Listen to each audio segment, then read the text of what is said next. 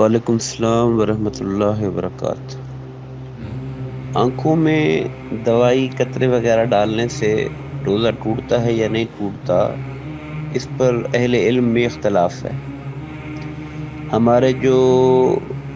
قدیم علماء ہیں، یعنی کہ شروع کے زمانے کے ائمہ جو ہیں، انہوں نے یہی مسئلہ لکھا ہے اور ان کی پیروی میں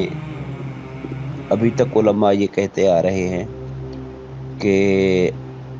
آنکھ میں ڈالنے سے روزہ نہیں ٹوٹتا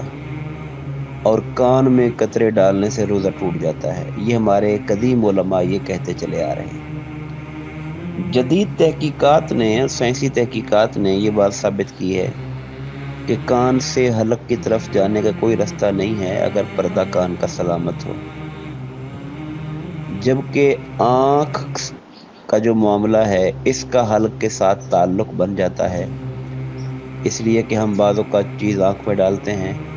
تو اس کا ایک ذائقہ، کڑواہٹ، یہ جو چیز بھی ہلکے محسوس ہوتی ہے۔ تو انہوں نے پھر پچھلے قول کے برعکس قول کیا کہ نہیں، کان میں ڈالنے سے نہیں ٹوٹتا اور آنکھ میں ڈالنے سے ٹوٹ جاتا ہے۔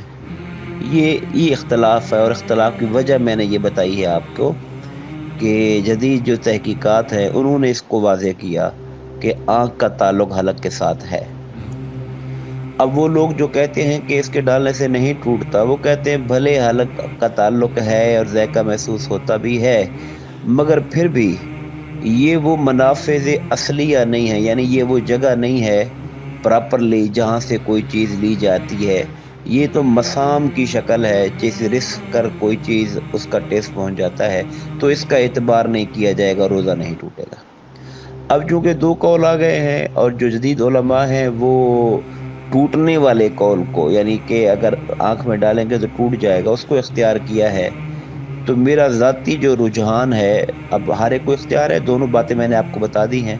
مگر احتیاط اسی میں ہے اور بہتر یہی ہے کہ روزے کی حالت میں ڈالنے سے اجتناب کیا جائے، تاکہ یہ جو دوسری رائے آئی ہے اس پر بھی عمل ہو جائے